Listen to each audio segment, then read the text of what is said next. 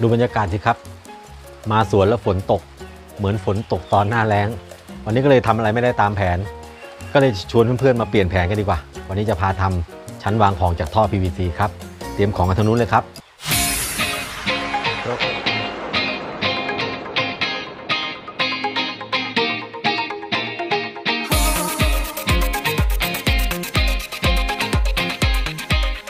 ใช้ท่อขนาด 3/4 นะครับหรือ 6 หุ่นนะครับความหนาของท่ออยู่ที่ 13.5 ครับเราต้องการความยาวตรงนี้ 40 เซนติเมตรนะครับตัดตรงนี้ 16 ท่อน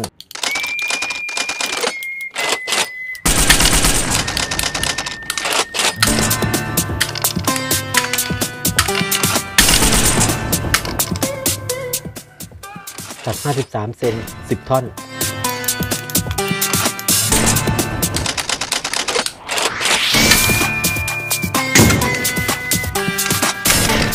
ตัด 26.5 เซนอีก 10 ท่อนครับ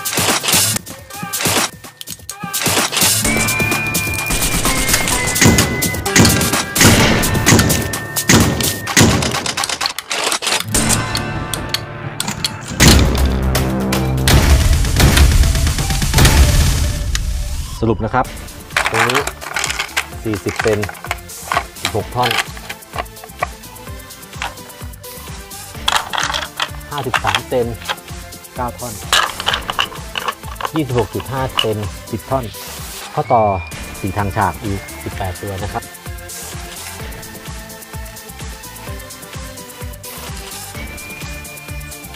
และยังมีข้อต่อ3ทางอีก 2 ตัวแล้วก็มีตะแกรงเป็นพลาสติกอย่างนี้ครับ4 อันกูซื้อมาอันละ35 บาทนะวิธีประกอบนะครับครูจะมาร์กที่หัวไว้ 2.5 เซน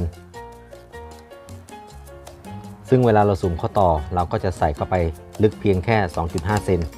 นะครับตรงนี้พอดีที่เรามาร์กเอาไว้เรามาเริ่มประกอบกันเลยเราก็หยิบส่วนที่เป็น 53 เซนนะครับเอามาประกอบก่อนกับ4ทางฉากนะครับให้จุดที่มาร์กเอาไว้เนี่ยอยู่ในตำแหน่งที่เราต้องการตรงนี้เลยทำทั้ง2 ด้านเลยแบบเดียวกันเสร็จแล้วก็เอา 26.5 เซนมา2 ท่อนมาประกอบลงตรงนี้นะครับในส่วนนี้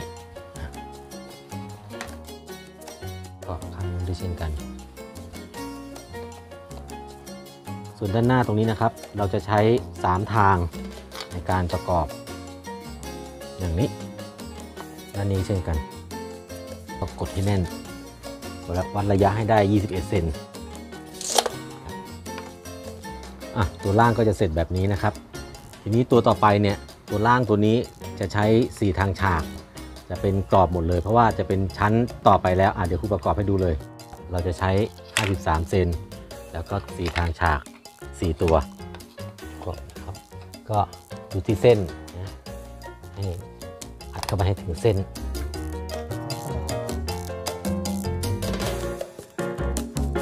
จะเป็นลักษณะนี้นะรับกันไว้ตรงนี้ก็เช่นเดียวกันนะครับมันจะรับกันไว้อย่างนี้แล้วก็เอาตัวสั้นมา2 ตัวมาประกอบในส่วนนี้กับส่วนนู้นเดี๋ยวครูประกอบเลยแล้วกันนะให้ได้ครบทั้งหมด4 ตัว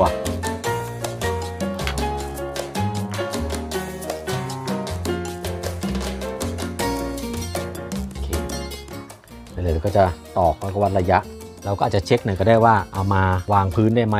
โดยเอาตะแกรงนี่ครับมาสวมนี่พอดีลงมุมพอดีล็อกเลยมันขยับไม่ได้แล้วทีนี้ครูคำนวณมาให้ได้พอดีเลยนะนี่คือชั้น1 ชั้นนะครับแล้วเราจะทำอย่างนี้ทั้งหมดอีก3 ชั้นเดี๋ยวครูทำเลยนะ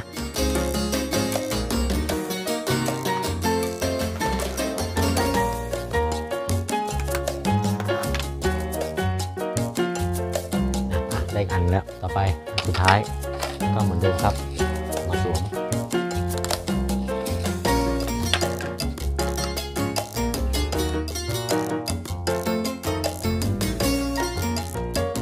ก็ตอกมือนี่แหละก็เช็คดูว่ามันระยะมันได้ไหม21ฝั่งนี้เช็คดูเกินก็เคาะใหม่เหมือนเดิมโอเคพอดีเช็คดูกับหน้างานนะครับโอเคสวมได้ครับทีนี้ก็จะได้ชั้นแบบนี้นะครับที่เราเตรียมเอาไว้แล้วนะครับ ตัวนี้จะเป็นตัวฐานล่างเดี๋ยวเรามาประกอบกันเลยนะครับท่อที่เราตัดไว้ทั้งหมด16ท่อนนะครับ40เซนเราจะมาทำเป็นโครงหลักมาเริ่มประกอบกันเลยครับ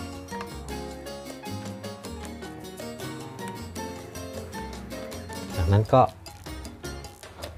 ชั้นที่1วาง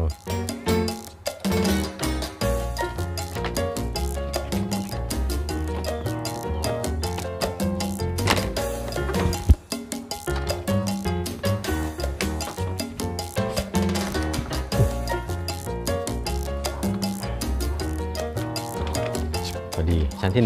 1ต่อไปชั้นที่2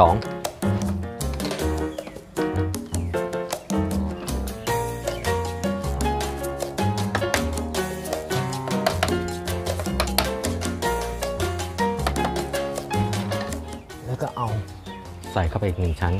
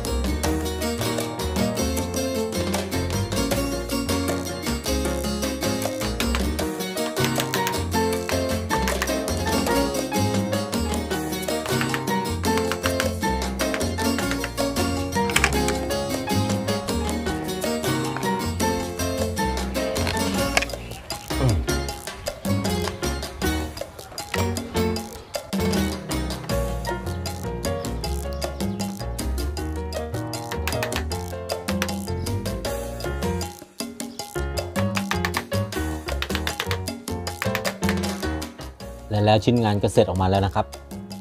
เป็นแบบนี้นี่เลยนะครับ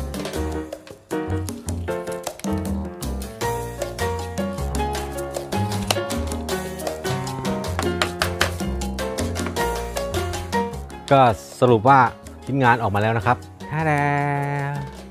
ค่าใช้จ่ายนะครับเดี๋ยวครูจะสรุปไว้ใต้คลิปนะครับว่าชุดนี้มันราคาเท่าไหร่นะครับก็เดี๋ยวเราก็จะได้แก้ปัญหาพื้นที่ที่รกไม่มีที่จะจัดวางนะครับก็จะเอาไปจัดวางแล้วก็อันนี้คืองานสวนนะครับเอาไปไว้ที่บ้านก็คงจะไม่สวยเท่าไหร่นะก็จะทนแดดได้บ้างนะครับอย่างน้อยอายุสัก 3-4 ปีก็ยังดีกว่านะครับโอเคครับขอบคุณที่เข้ามารับชมนะครับแล้วก็ฝากกดไลค์กดแชร์กดติดตามช่องครูสวัสดิ์พาทำไปเรื่อยเลยครับเพื่อจะไม่พลาดชมคลิปดีๆจากช่องครูครับสำหรับคลิปนี้สวัสดีครับยกไปทางนู้น